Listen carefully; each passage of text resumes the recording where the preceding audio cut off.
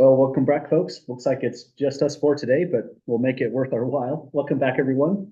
For today's class, we're getting right back to section 2.1. We're on example 5, looking over matrix multiplication.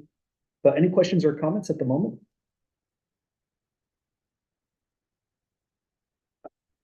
Okay, well, it's just the three of us, so I'll take that as probably not. One word of warning is when I've noticed myself personally, when I have a really small class, sometimes I have a tendency to go really, really fast. Maybe there's not enough questions to slow me down. So if you feel like I'm going too fast, just let me know at any time. You can just say, hey, Mike, that was a word salad. I didn't understand any of it. Or could you expand on something like that? Make sure we don't go too fast tonight.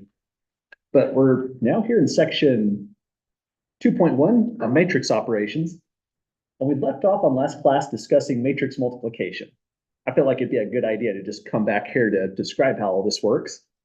So if we're taking a matrix B times a matrix A, all we're really doing is visualizing it like this.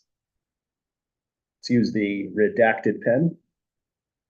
Imagine that all you're really doing is taking a matrix times a column vector, just like you were doing in chapter 1. It's exactly what you're doing to expand on this column. Row 1 right here multiplies all of these entries in the corresponding positions and gave us a 3.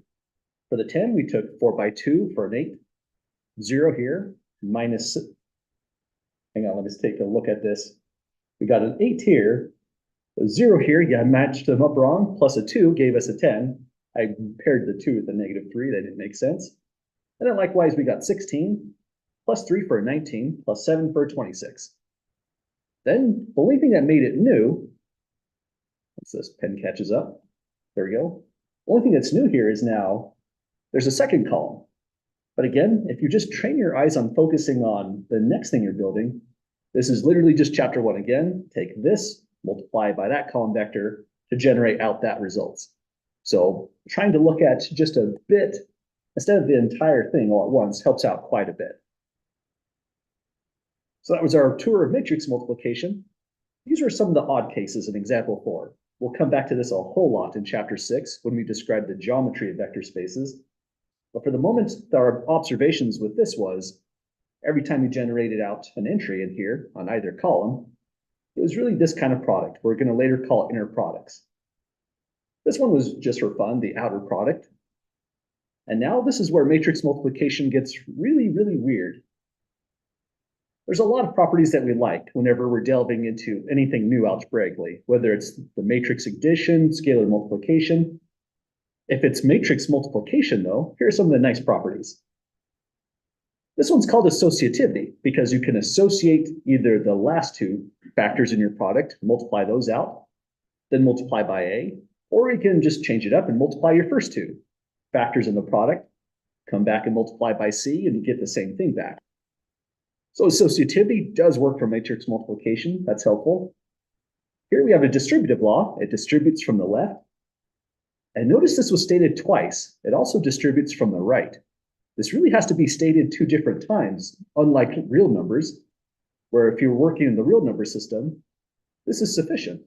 You can just state the distributive law once and you're well on your way. So there is a factor or a property here that's missing, and that property is commutativity. But first, let's take a look at these. This one's nothing too special. Essentially, it's saying if your scalar R is multiplying a product, you can either rescale the matrix A, rescale the matrix B, or just rescale the whole product A times B and get the whole result back. And this one's kind of a nice property. The identity matrix works out really nice in matrix multiplication. It's like multiplying by 1 with real numbers. Identity times a matrix gives back that matrix, whether you multiplied it first here or multiplied at the ends right here. Those kinds of multiplications actually have names, so let's throw some extra words here. Over here, we would say we pre-multiplied by IM. We're saying pre because the identity matrix came first. Here, this is a post-multiplication by IN. Let's indicate that here. Post-multiplied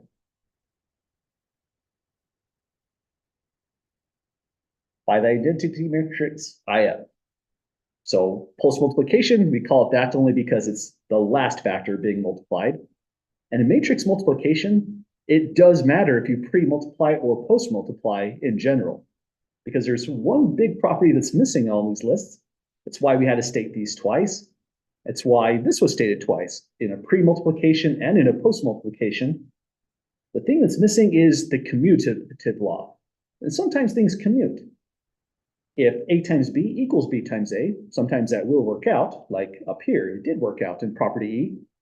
Then we say that A and B commute with one another. Commuting is kind of a weird word there, but think of it literally like driving your car. B has driven to be in front of A. It's commuted in front in that sense. If we look above at what we've done before, let's see what's happened to the commutative law. Here, A times B is absolutely not B times A because on one hand, A times B is not even defined in the very first place. So there's no way we can expect a commutative law, even in this situation. We change it up.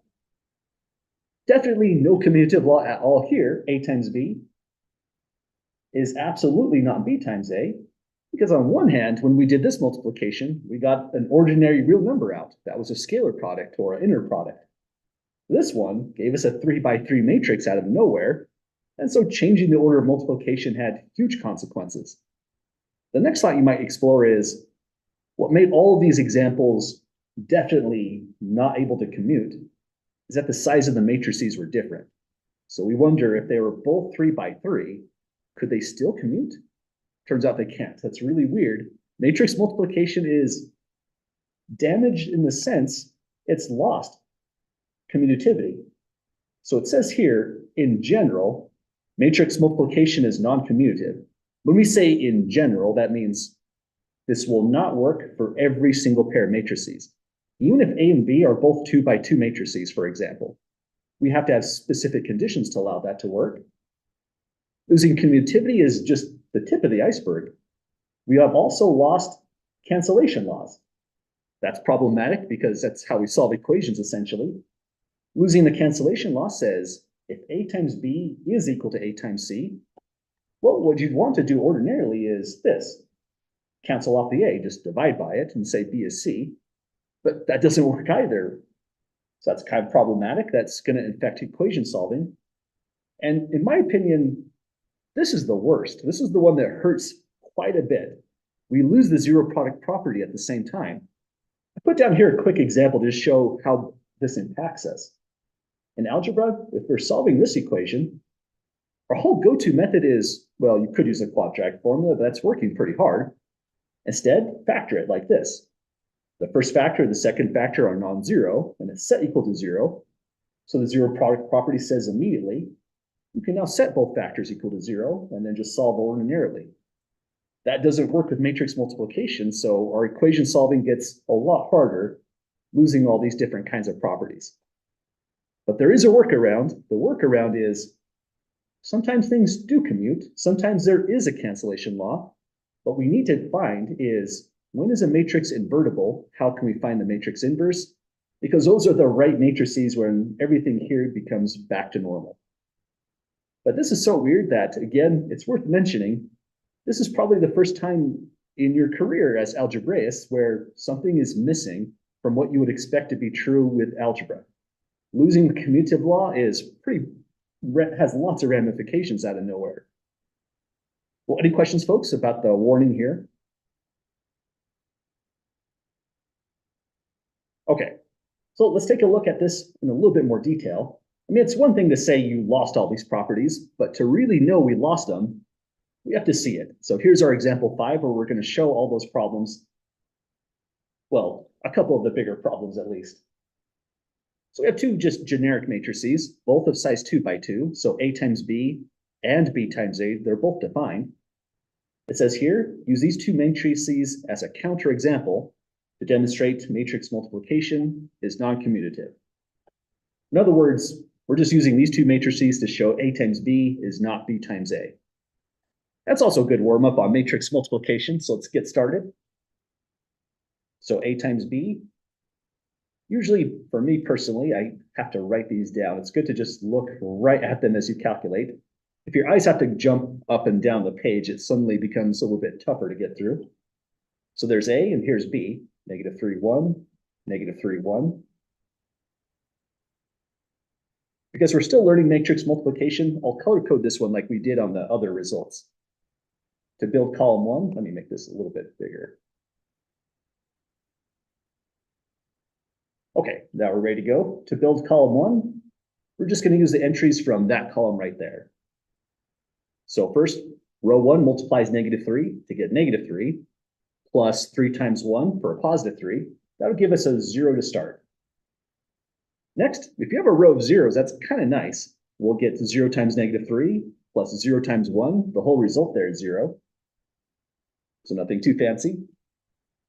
Next, let's change it over and do it on the second column.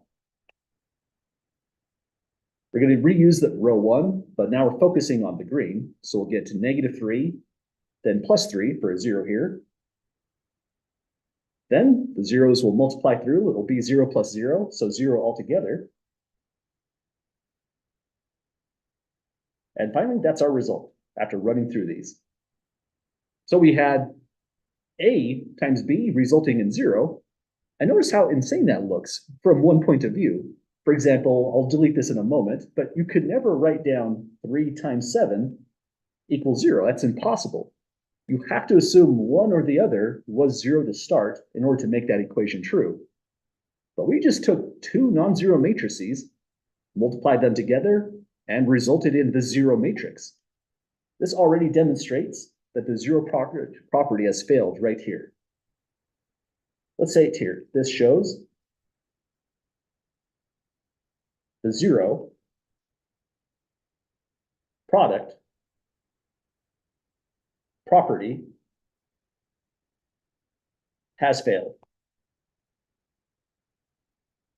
And we're kind of making it out to seem like it's something bad, but it's not necessarily a bad thing. When you lose commutativity or even something weirder like associativity in algebra, that means you have an opportunity to discover something new and ingratiate yourself into some weird new systems in algebra. So there's a lot to discover here because of the fact that zero product property failed. But for us, it seems like a negative thing because that means algebra is just going to look different with matrix multiplication. But let's now turn this around. We're trying to show A times B is not equal to B times A. So let's do B times A and just see what it comes out as. So first goes in B, it's -3, 1, -3, 1. It's multiplying A, so 1, 0, 3, 0, column-wise. And just to help the eyes, let's use this strategy once more. We'll focus on column 1 of the matrix A and run through row 1. So this will be -3 plus 0. Next one will be 1 plus 0, so 1. That finishes out that column. For the next run through, we've got -3 times 3, so -9 plus 0, giving us a -9 here. And I think I dropped my strategy. Let me put this in here. And there's the -9. Next, it's going to be 1 times 3 for a 3, plus 1 times 0 for 0, so just 0 here. And that's our full result. Does that look right to folks so far?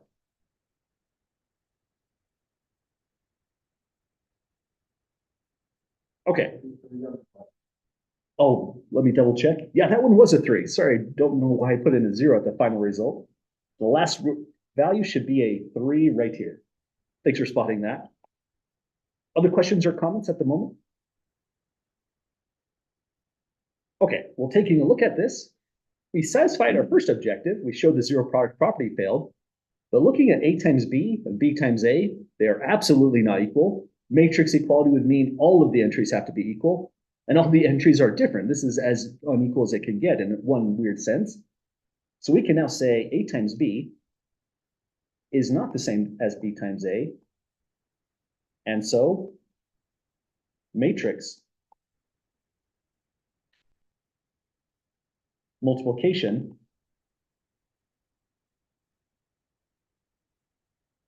is not commutative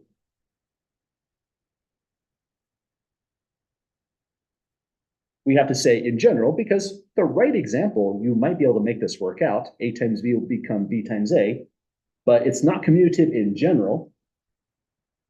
The moment we find one counterexample where A times B is not B times A, we have completely lost commutativity for these kinds of operations. But that's all right. We'll see ways to get around it in section 2.2. Well, any questions here so far, folks? Okay, let's turn down to our next adventure with this. What I was trying to do with our last examples, example 6 and example 7, think of these as just more practice with matrix multiplication and general operations. Our book introduces the transpose in this section, but didn't actually really assign very many problems to really work with it. So we're doing it here just for extra practice. The transpose will come up in other chapters later on, and we'll review it there a little bit more when we get to it. In short, a matrix transpose is indicated this way. And it makes sense. If you're transposing a matrix, put a capital T on it as a superscript. That's how we'll define a transpose. The way you actually work on it, though, is it says the transpose of an n, let's maybe start here. Given that the matrix is of size m by n, the transpose is n by n. So notice the dimension switches. In other words, the number of rows has become the number of columns, and the number of columns over here has become the number of, oh, hang on, got that mixed up. This is the number of rows becoming over here, turning into the number of rows, so m and n are different. And here it was once columns, and now they're turning into rows. So it says here, the columns are formed by the corresponding rows of A. It's pretty much all we're doing. We're going to the rows of A, turning them into columns or vice versa. And once we have that idea of transposing something, here's a really quick set of nice properties. This says if you transpose once and then do it again, you return to the same matrix A, and that should make sense. All you're doing is swapping rows with columns. Do that twice and you're back to A. This property is nice. It says you can either form the sum and then transpose, or transpose first and then form the sum there.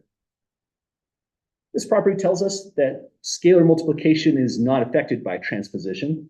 That should make sense in a way because you can't really transpose a scalar. It's of size 1 by 1 as an object in linear algebra. This is the interesting one, and we'll see a property just like that in the next section. Then in the next section, as a preview, this property goes like this.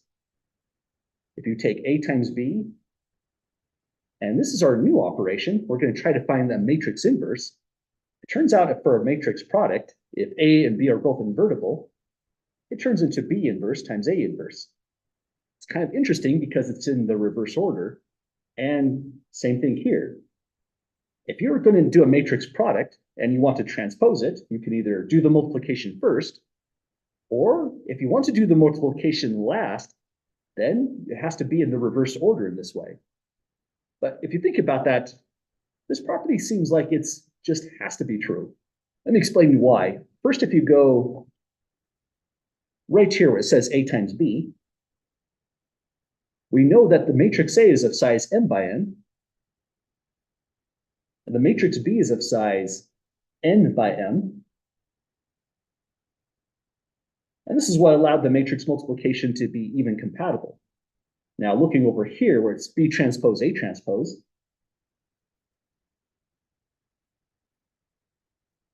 well, if you transpose B, it's of size m by n. So m by n goes here. Likewise, these will switch. This will be n by m. And suddenly, matrix multiplication is compatible right here. If you change the order of these two and put B transpose right here, oh, it didn't move. Oh, there it goes. That's not defined just out of nowhere because A transpose is, let's see, n by m, and B transpose is m by n. That's kind of hard to say. Let me just write it in here. A transpose would be n by m. B transpose is m by n. Oh, hang on, I think I confused myself. It's kind of easy to do with this stuff. Let's maybe just bring it back to where it should be. That might be a better thought. There we go. Let's maybe avoid that weird logic there. In this configuration, right where we see it here, less confusion for sure. That's the only way the transpose would have been defined in the first place, the product there. Well, that's some really fast properties. Let's give it a try right away with these two example matrices. Any questions at the moment before we delve in?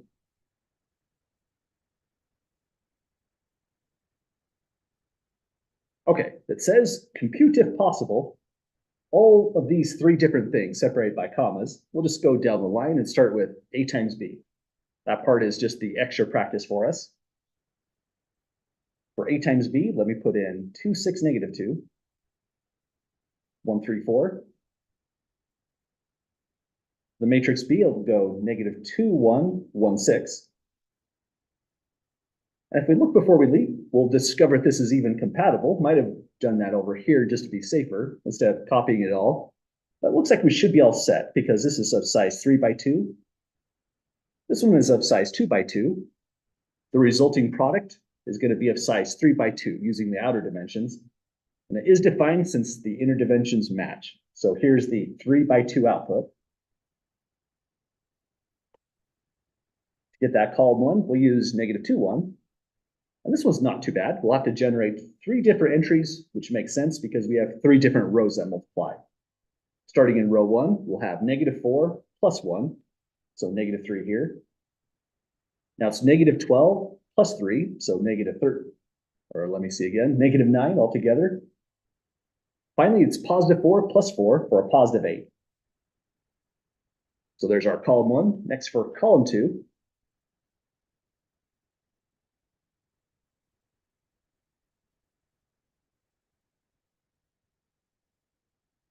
First, we'll have 2 plus a 6, so an 8 here.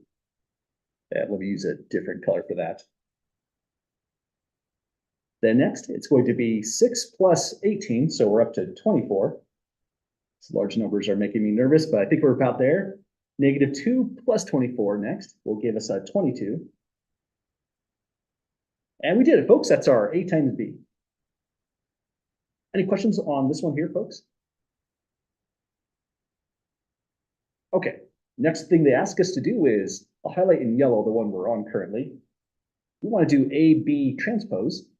But notice if you already have A times B, there is no reason to work from scratch on this one. We're just going to take our prior result, call it A times B transpose, which means we're doing the transpose of this matrix. One thought you might have before you even write anything down is, look at the size of the matrix. It's of size 3 by 2, and so the transpose should be in the reverse order, size 2 by 3. So that means we should write something that looks like this to start. And all we have to do is make a row, a column. So row 1 is column 1, negative 3, 8. Row 2 will be column 2, so negative 9, 24. And row 3 is now column 3, 8, 22. Yeah, I think that's our first transpose. Any questions, folks, on getting that transpose right here? Awesome. That means we did it. That's operation 2 down.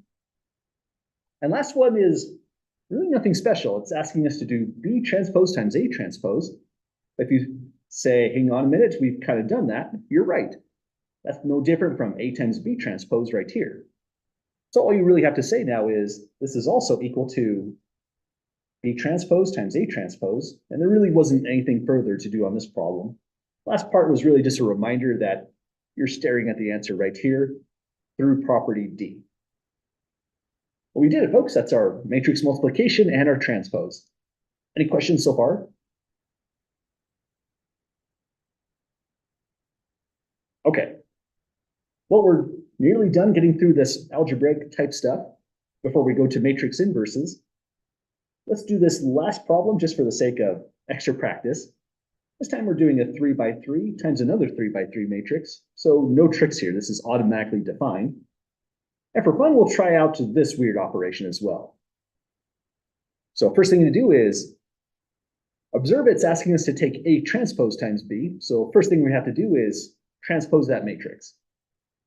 Let's write this in as Row 1 is 3, 1, 4, so that becomes column 1. Row 2 is negative 2, 0, 1, becoming column 2. And likewise, row 3 is 1, 2, 2, so now it's column 3. 1, 2, 2 going that way. It's going to multiply the matrix B right here, so let's throw in 1, negative 3, 2, 0, 1, negative 4, 2, 1, 1.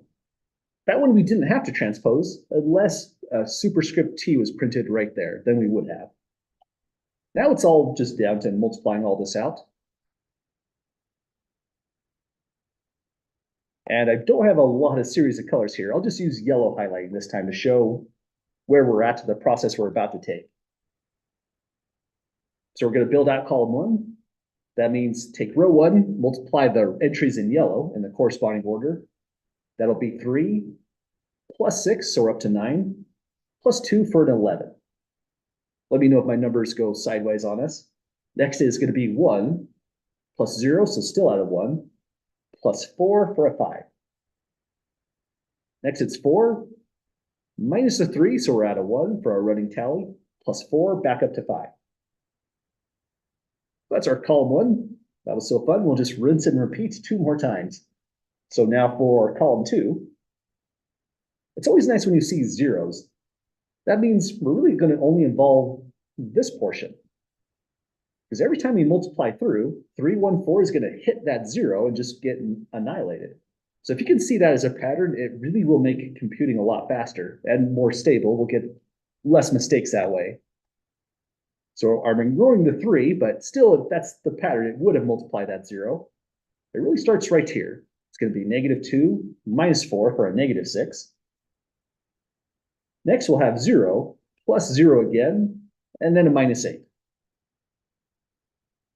Last, it's going to be 0 plus a 1 minus a 8, so 1 minus 8 for a negative 7. Almost there, folks. Last one. We'll multiply into that column. No zeros there, so we're going to use all of the entries for each row. And then carefully going through, looks like a 6 minus a 2 for a 4, plus a 1 for a 5. Lots of 5s on this one for no apparent reason. Next, it'll be 2 plus 0 plus 2 for a 4. Finally, we have an 8 plus a 1 for a 9 plus a 2 taking us back to 11. So 11's in the corner for no apparent reason. But we got it, folks. That's our resulting matrix. Kind of a weird looking one.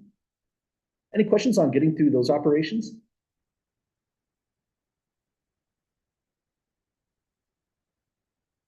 Okay, not a whole lot of new ideas, but think of section 2.1.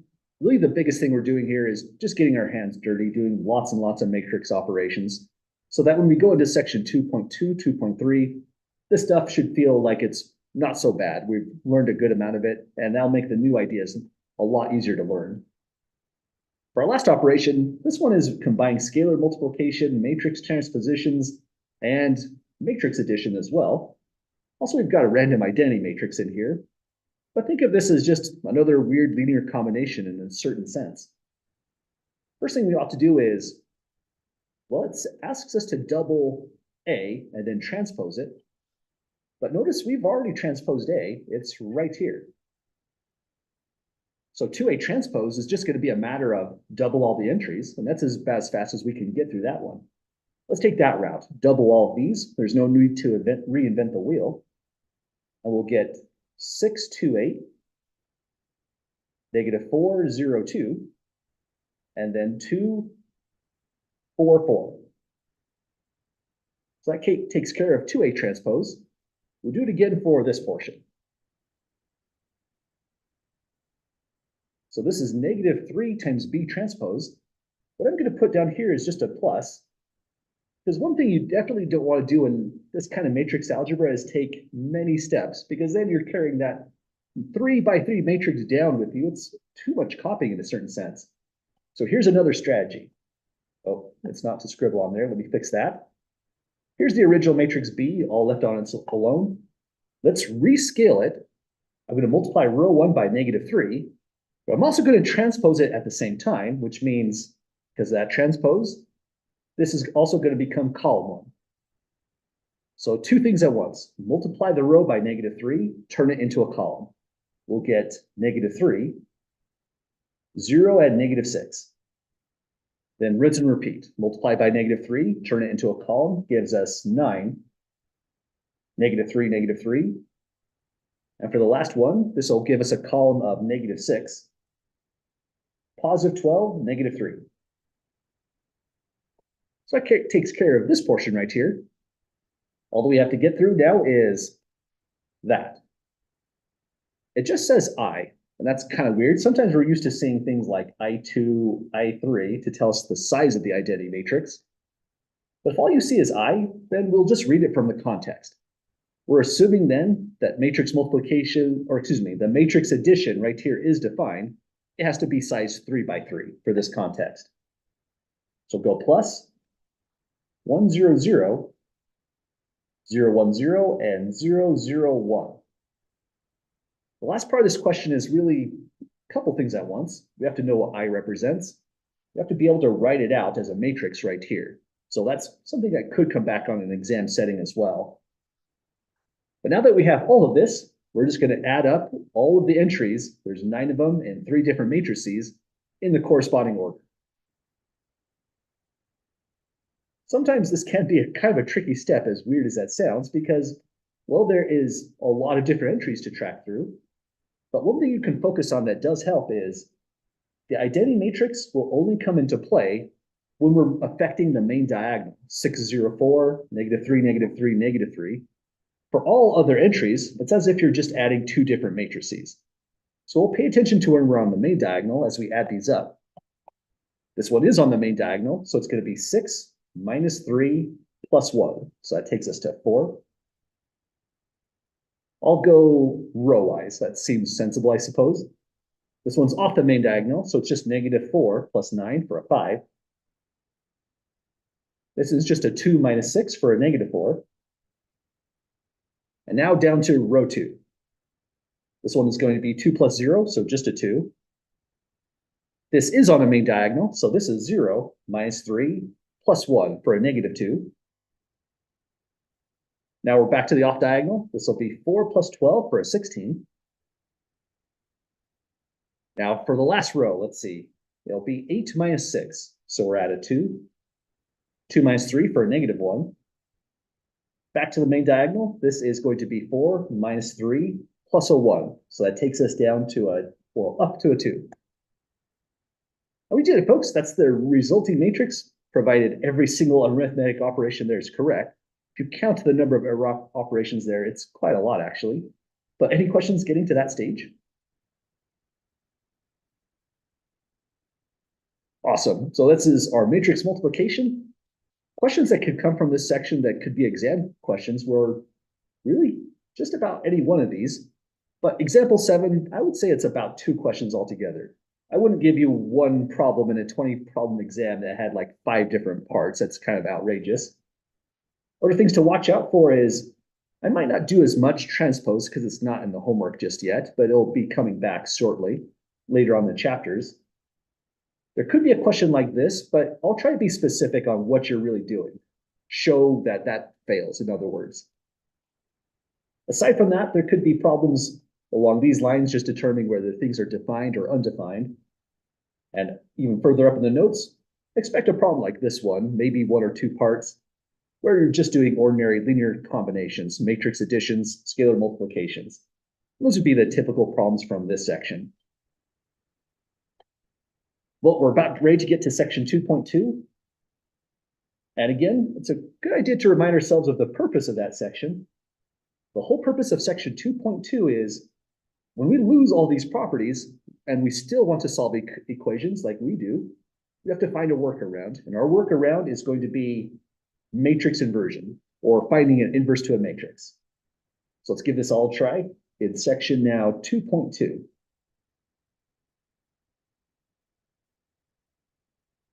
So here's how it starts. Like just about every one of these sections, there's lots of walls of text to read through and absorb. But we're going to start with an analogy this time because it's a pretty important one whenever you're defining matrix multiplication and matrix inverses. So in the field of real numbers, we just denote it by r, from negative infinity to positive infinity, if you like interval notation. We'll say a real number has a multiplicative inverse, and it's indicated this way algebraically, as long as it's not zero. Zero definitely does not have a multiplicative inverse. And this is what a multiplicative inverse should do. If you take, say, 5, that one does have an inverse, and multiply by the inverse this way, you'll just get a 1. I mean, algebraically, you're really just looking at 5 times 1 over 5. That's the meaning of 5 inverse. It's just an exponent, and we result in a 1 after cancellation. The same thing that has to happen is if you take 5 inverse times 5, well, you also get a 1, and that's what's happening in the field of real numbers. If we scale this up, we can't go to, say, 2 by 3 matrices or 3 by 2 matrices. All of our matrices actually have to be square to start. So this looks harmless, but that's actually a pretty major requirement. If you're given a 3 by 2 matrix, automatically it does not have an inverse. It's not square. Let's make a big deal out of that. Let's say right here, A must, that's always a strong word in mathematics, it must be square. So same number of rows as columns. So if you have a square matrix, not all of them are invertible, but if it is invertible, there will be a new n by n matrix C, such that both of these identities or equations hold here. That new matrix C is this object right here. The identity matrix coming out is analogous to getting a 1 right here. This is the multiplicative identity, and that's the multiplicative identity for matrices. So that's what having an inverse would look like. We're looking for a matrix of the same size so that when we pre-multiply, we get the identity, or if we post-multiply, we get the identity. Those are new words. Let's indicate that here. Here we are pre-multiplying. I'll just say mult for multiplying. And here we are post-multiplying. Now, logically, this is kind of a weird place in the notes, if I'm being totally honest. And I guess we should be. It's a math class. There shouldn't be secrets or anything. But in matrix algebra, if one equation holds, so does the other, and vice versa.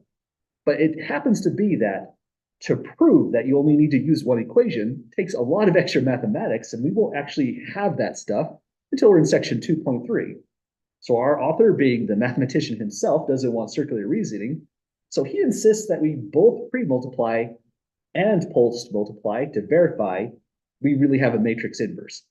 In section 2.3, we'll learn after some extra theorems and proofs happen, you really only had to do one. That's a little bit weird. And if you only did one multiplication on your homework or an exam problem, I'll never take off points from that.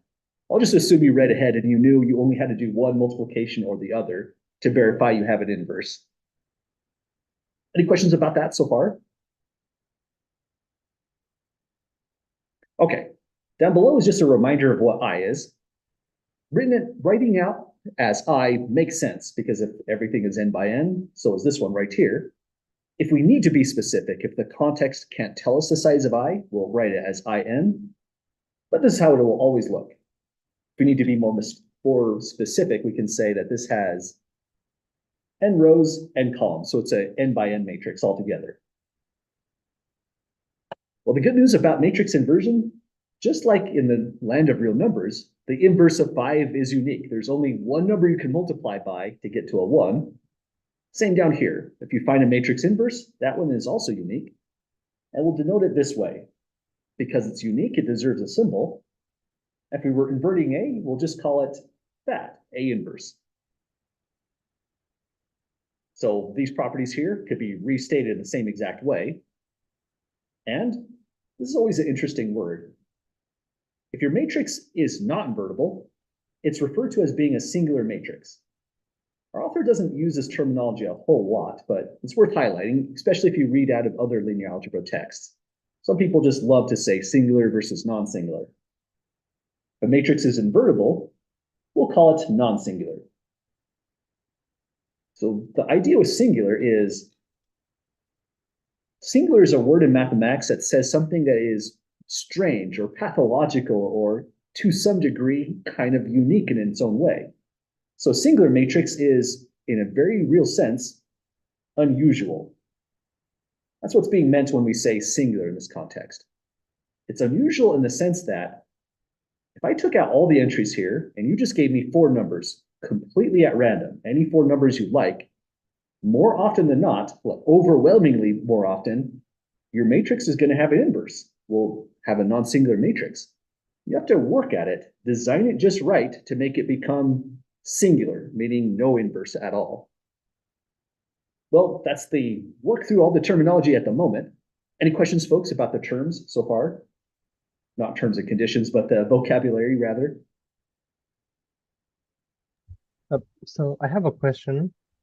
Yeah. Not every square matrix are inversible, or all of them are inversible? Yes, not every square matrix will be invertible, unfortunately. Okay, gotcha. Thank you. You bet. And that's a really great question as well. Let's put down a quick example. So if I choose digits at random, it probably is invertible. So I'm going to choose my digits extremely specifically. Let's suppose I started with 1, 6. And my next column now needs to be a multiple of that column. Let's make it say 212, nothing crazy. But because column 2 is a multiple of column 1, you can say that the columns are multiples of each other. Is that linear dependence or independence? Anyone recall? Good call. This is linear dependence this time. So we can say the columns of A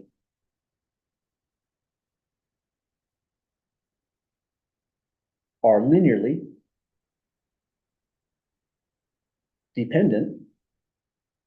And it just so happens linear dependence means your matrix is singular. There is no inverse. Let's say it this way. A is not invertible. So we can say either A is not invertible. This is purely because the columns are linearly dependent. Or you could say A is a singular matrix. Or you could say, there's a lot of ways to say this. A inverse does not exist.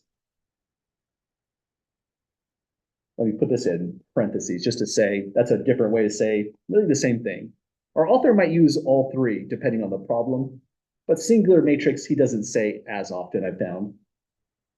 Well, other questions so far, folks? One more question, sorry. Yeah, go ahead. So in this case, like every linearly dependent matrix, they are not inversible? This is true, absolutely. In fact, we're going to look into a whole laundry list of conditions that would tell us the matrix is not invertible, and dependence is one of them, absolutely. If the columns are linearly independent, then it's automatically an invertible matrix. So independence and dependence have everything to do with can you invert your matrix or not? And this is the first hint along those lines. Does that make sense at the moment? Yep, that makes sense. Thank you so much. You bet. Thanks for those questions. And just because those are really important questions and we're about to see them, let's take another preview of all this. I'm going to go to last year's course.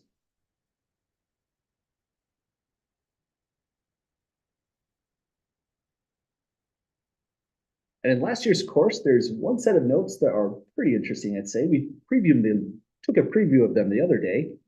It's section 2.3, characterizations of invertible matrices.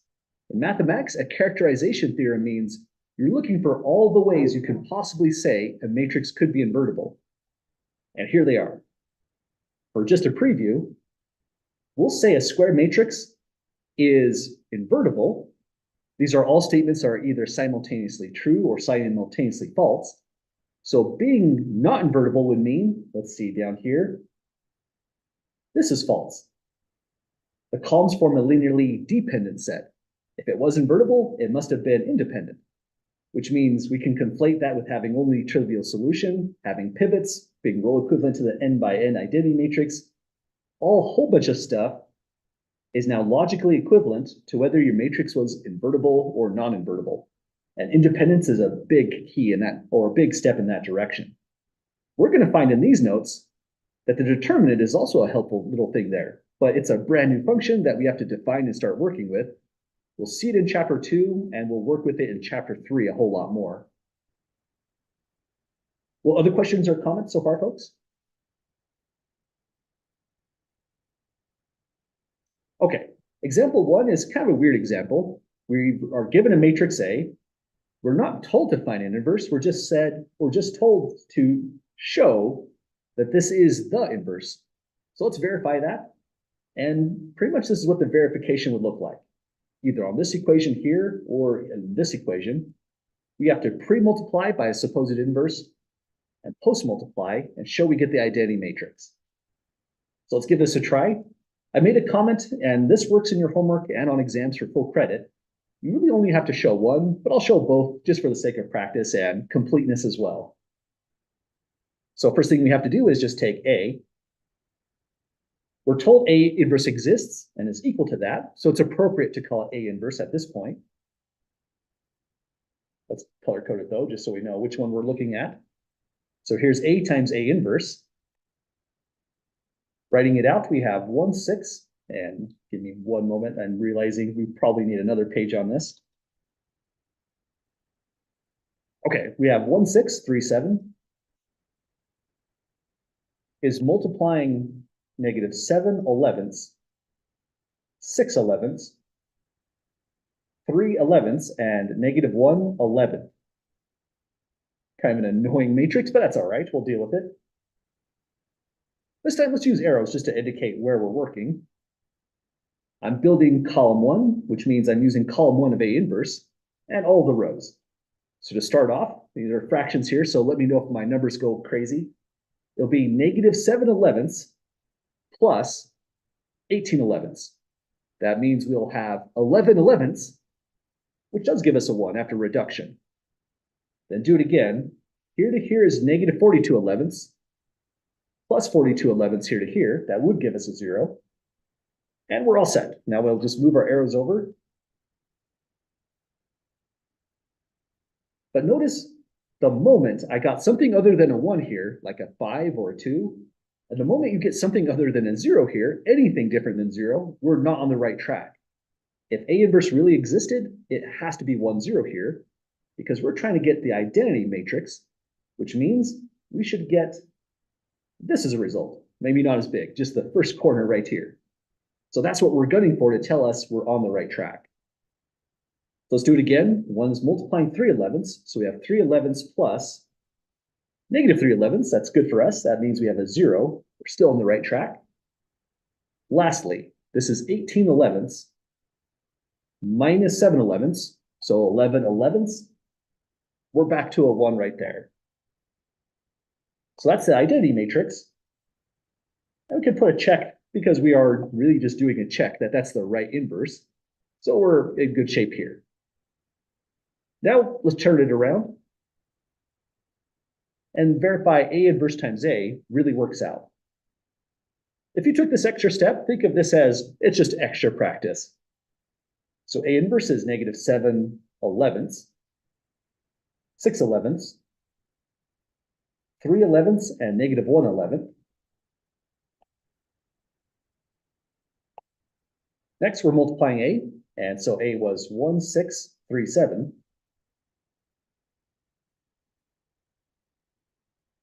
Our result is of size 2 by 2, and here's how we'll build column 1.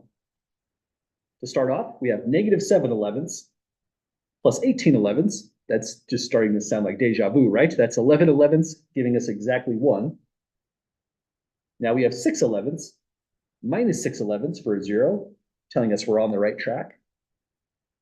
And then we'll just carry over to this column.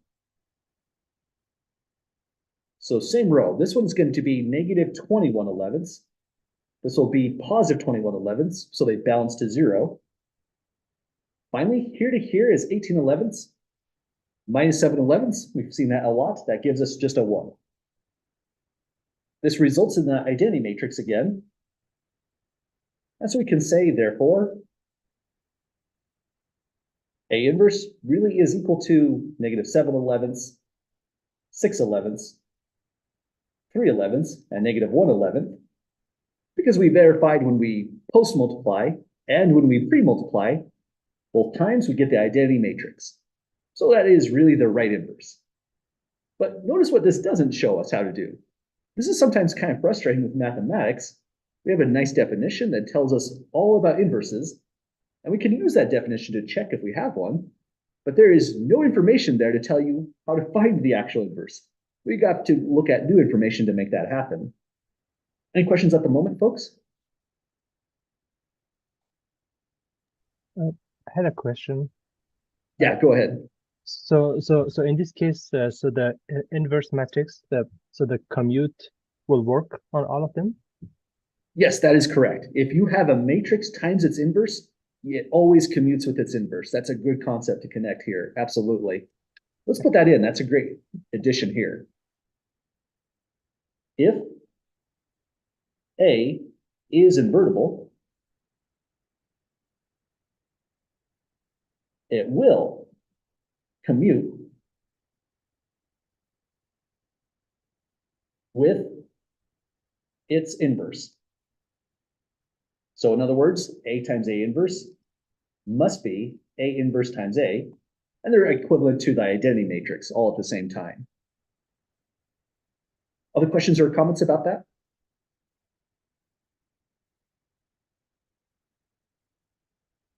Okay, I think that's a really comment to add because this is kind of the major reason why we're doing matrix inverses. The moment we discovered we lost commutativity, we lost a bunch of other things as a consequence. But if you're dealing with an inverse, these kinds of things are starting to come back. The cancellation laws will come back, zero product properties will come back, and all that great kind of stuff. Well, let's take a look next. If you have this matrix A, one question you might ask yourself is, how would we discover the inverse? And there's a couple ways to do it. First is theorem number 4. Theorem number 4 is amazing because finding a matrix inverse is usually a lot of operations. But if you have a 2x2 matrix, let's maybe make that emphasis a little bit stronger. This only applies to a 2x2 matrix. If you have one, it's a really fast deterministic property. It says if this is your matrix A, and if this particular quantity is not zero, then automatically A is invertible. That's a strong statement. That's saying if this thing, what is this? This is the determinant right here. Essentially, we're saying as long as your determinant is not zero, your matrix is automatically going to be invertible. I mean, that makes sense in the formula, right? You can't put a zero down there. The whole thing would become undefined. But that's why we're going to start looking into determinants. They seem to be, well, a deterministic factor of whether you have an inverse or not. And it gets even worse than that. You can drop it right here on this long theorem we're going to be delving through. And the determinant being non-zero is now conflated with just about every important definition in linear algebra we've been touching on. Spanning, independence, dependence, trivial solutions, and matrix invertibility. So that's a pretty strange object right down there. It's going to control whether or not you can have an inverse at all. Other things that are happening are pretty interesting. Let's see if I can color code this just right. Although this is a powerful theorem, it's also kind of a tricky one to use in a weird way. Observe what happens to the main diagonal. The main diagonal consists of A and D, and over here, the main diagonal has switched. So when you're writing down your inverse by this formula, one of the things you're going to do right here is switch the main diagonal. So once we do that, here's the next observation. You could call this the off diagonal, C and B.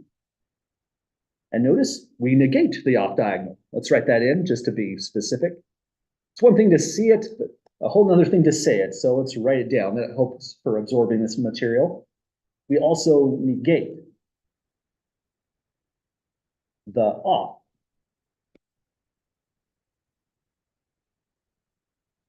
diagonal. So we take the reciprocal of the determinant, swap the main diagonal, negate the off diagonal, multiply all together, and you've done it. That's your matrix inverse. I won't use this terminology just yet. Det is a function, and of A is saying the determinant of A in function notation. If you get in the habit of using it right now, it wouldn't be a bad idea. It would just be weird to use it right now in the notes. So I probably won't use that operator. So again, this only will apply to a 2x2 matrices. It fails spectacularly on 3x3, 4x4. So we'll look for other processes for those larger matrices. Well, we have two candidates right here. We're going to determine if they're invertible or not. And if they are invertible, we'll find their inverse immediately. Any questions first, folks, before we give them a try? Now, maybe before we try, let's look at this matrix A really carefully. Would you say the columns are independent or dependent? Any volunteers for what's going on with those? I think they are independent. Oh, the first one is dependent. The second one is independent. Exactly. We have dependent columns on here because 1, 4, if you scale that by 3, you would get 3, 12. That's linear dependence. I'm not expecting that inverse to exist at all in this one. But I agree with you right here, just because of the 4 to 0, that would be linearly independent columns. We should anticipate the inverse of B really exists. So sometimes the more linear algebra you absorb, especially from chapter 1, you can just kind of eyeball these and have a certain set of expectations. Well, for the 2x2 size at least, it's pretty quick. Let's go through the motions and first calculate for A. A inverse, if it were to exist, this is probably what we'd start writing down on paper. It'd be 1 over, well, we're taking AD minus BC. AD is coming from the original matrix right here. So that means take the product of the main diagonal. That'll be 1 by 12. Then it says minus BC. That's the off diagonal. So we'll take minus 3 times 4 for a 12. And already we're stuck, right? We have 0 down below. And so that tells us A inverse does not exist. Simply from that right there. Yellow color coding might be weird on these notes because of this up here. I'll just leave it in that form. So that one's done. There's no way to invert that matrix. This is one of those weird ones that's going to be problematic to work with. Let's try it again for B. B inverse, if it exists, we should be taking the product of the main diagonal. Let's color code this one. We now know it's definitely going to work. The main diagonal product is 1 times 0, or just a 0. Subtract the product of the off diagonal, so 3 by 4 for a 12.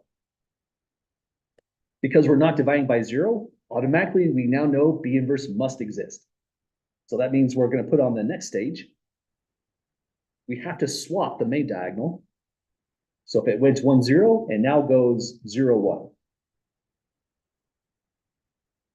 Then the off diagonal isn't swapped, it's negated. So wherever we see the 4, we throw in a -4. If this was a -3, we'd throw in a +3, but because it's positive, we'll throw in negative instead. So there's our new matrix, and there's not a whole lot left to do. We're just going to divide everything by -112. So this will be a 0. -3 times -112 will give us a +1/4. Here we're dividing by -12, so this will be +1/3. Divide by -12 here, and we get -112. So that's finding inverses as fast as possible. Now this is where the notes get kind of sketchy.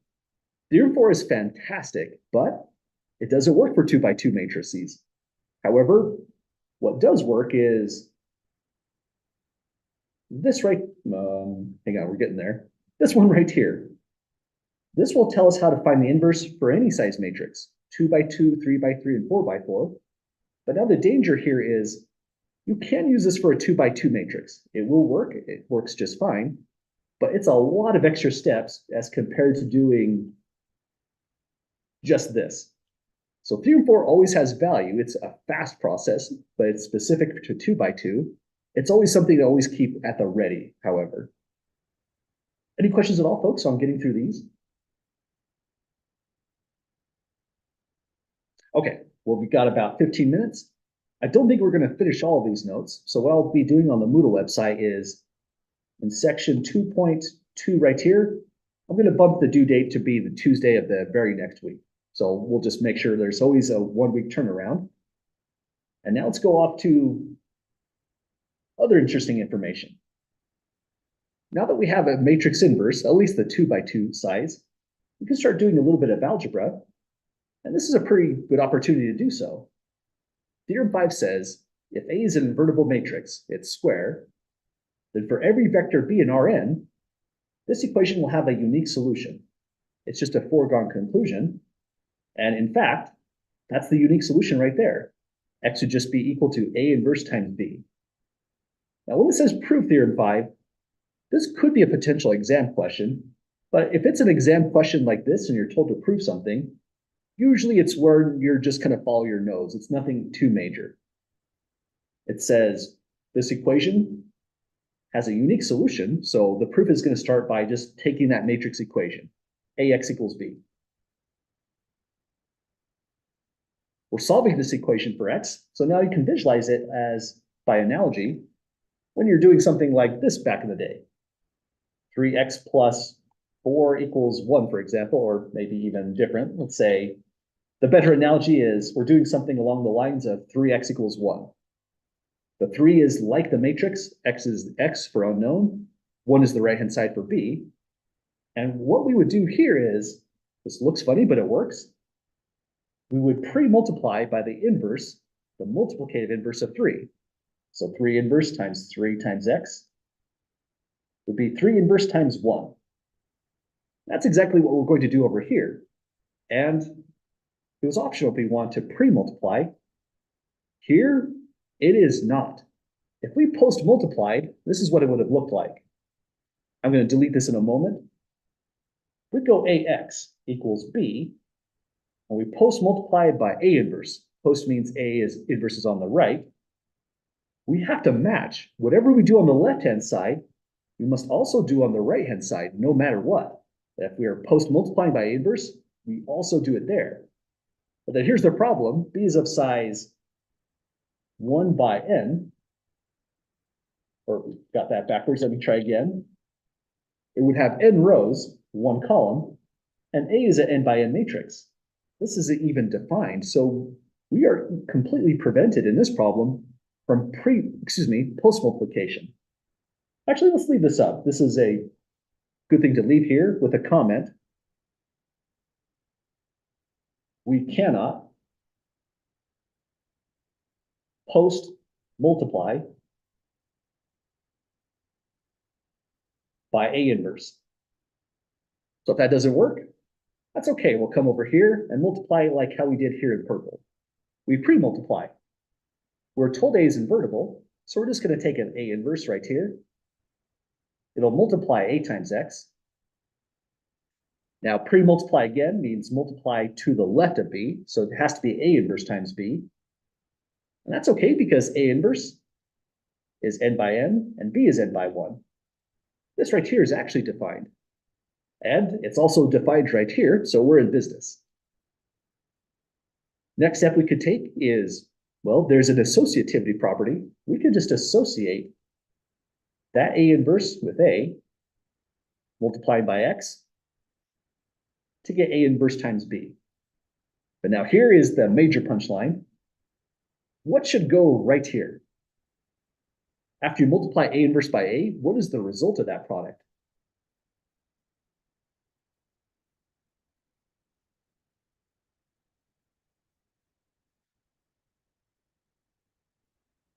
Essentially 1, exactly. We throw in the identity matrix and make it look like this.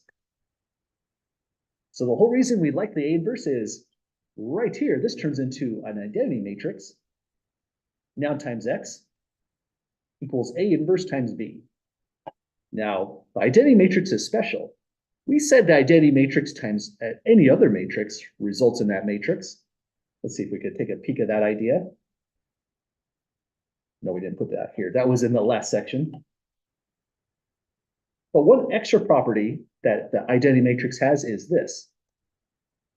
Let's say, for example, we took an identity matrix of size 2 by 2. and multiplied it by just a random column vector, 3, 1. On row 1, we will have 1 times 3 plus 0 times 1, so we get a 3. On row 2, we'll have 0 times 3 for a 0, plus 1 times 1 for a 1, and we get 3, 1 back. This isn't a coincidence. It turns out that the identity matrix times any column vector x always returns just x. So that's kind of nice to have right there. Kind of zoom out just a touch. That means we finally can just say the identity matrix times x, much like a 1 times x, is just x, resulting in A inverse times B. Over here, same thing by analogy. These cancel, turn into a 1. 1 times x is just x. Only difference is we'd call this equals to 1/3, but to keep the analogy intact, I'll leave it as 3 inverse times 1. Essentially exactly what we did right here, and this one is the analogy. Well, we did it, folks. If you're trying to solve the matrix equation right here, this turns out to not involve row reduction. That's kind of exciting. If you don't want to row reduce to solve your matrix, if you don't care for augmented matrices, that's how you would solve it. It says to prove the theorem and that AX equals B has a unique solution, but there it is. That's the only solution we can have. And so we can say X is unique.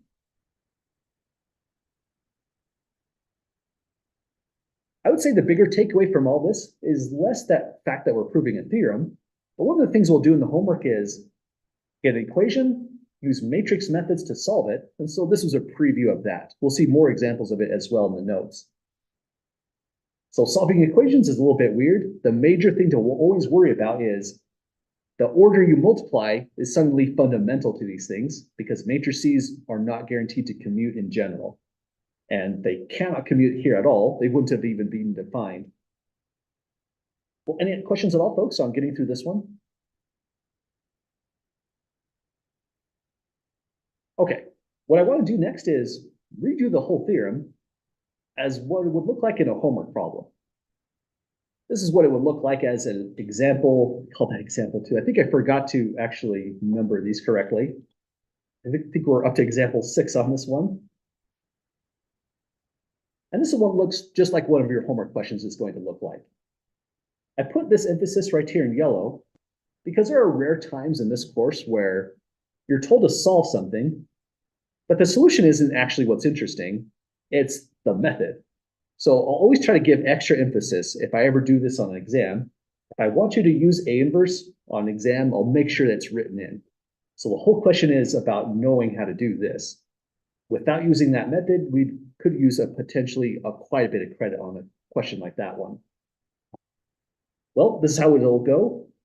We need a matrix equation from the system of equations. You know what? That's an exam 1 question already, to write out a matrix equation. Now, here's what it would look like. This whole thing as a matrix equation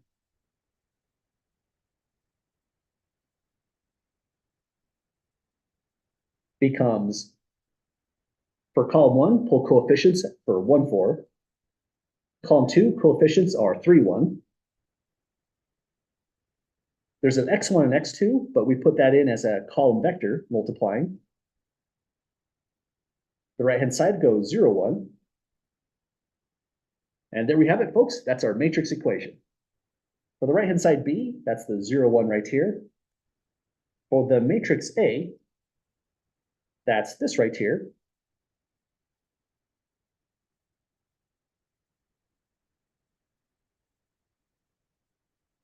But now that we know what the components are, this is the whole answer. We just have to crank through it.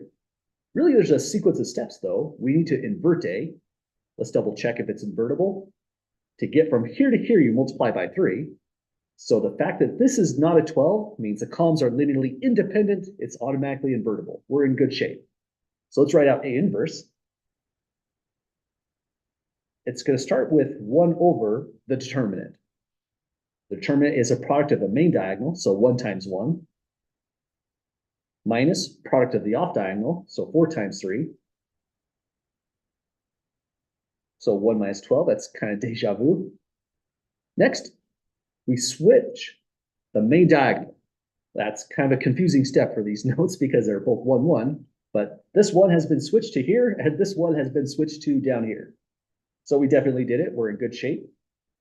Next, multiply the off diagonal by -1. So -4, -3. And that's our resulting matrix. Now, on the last problem, when we calculated A inverse, I took all this and multiplied it in through, but that's only because it was the end step, the end result of the problem. Here we're doing an extra step. We're taking A inverse times B. And here's a really helpful strategy. We want to leave that scalar factored out, it turns out. Write this as -1/11. Let me double check. That's 1 minus 12. Multiplying 1, -4. -3, 1. So we've got the A inverse. We've got the vector B. Down below is just going to be the solution. But now that you're seeing all this in action, you might have noticed, well, I could have augmented and I've already been done row reducing that.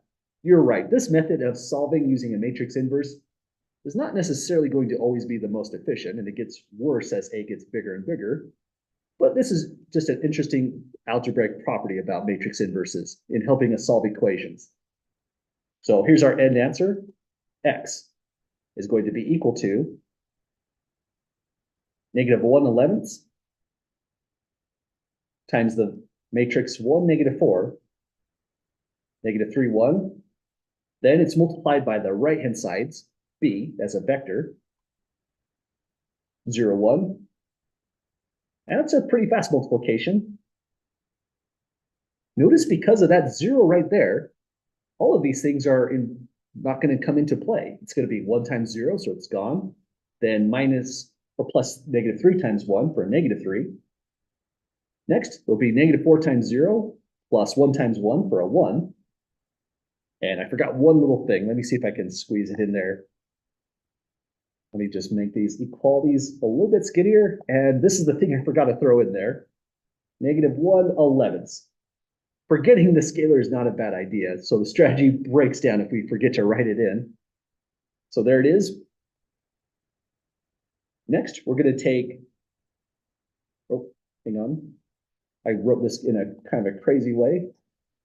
I think I just got used to multiplying a matrix times a matrix. That's a matrix times a single vector. It just ends like this. Then rescale, multiply -1/11 inside, and we'll get 3/11 and -1/11. Again, not the most efficient way to do it, but it's an interesting process, and it's more about knowing how to calculate A inverse and then walk through this part of the problem, the matrix times the vector, to get the result. Well, we did it, folks. That's our first system of equations that we solved without row reduction. Comes at a heavy cost. This is actually a lot more steps than the ordinary method. But any questions at all getting through it?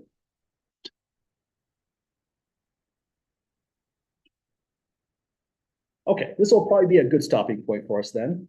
When we come back next Tuesday, we'll be in this section, and we'll look into interesting properties about inverses and how we can invert something like a 3x3, what the new method ought to look like. Well, have a great weekend, folks, and have an excellent President's Day. We'll return on Tuesday right after all that. I had a quick question about homework 7. Yeah, go ahead. Could I email you the pictures of those? Because yeah, it's that would be due just today. fine. Absolutely. Okay. Yeah, I'd be very happy to do that, to accept those. No problem at all. And And you just send it to my ISU email address. it's just Michael Jacobson at ISU? Let me double check that. I have like 2 email addresses. It's getting confusing these days. The other one that they assigned is, yeah, right here, Mike Jacobson at isu.edu. Okay, Watch and that's out for just that. on the syllabus?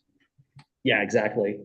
Watch out for the E right there. There's a bunch of people who get SON emailed weird math questions. So make sure you put the E on that one. Okay, all right, I will make sure that is correct. Thank you. Yep, have a good one. You as well.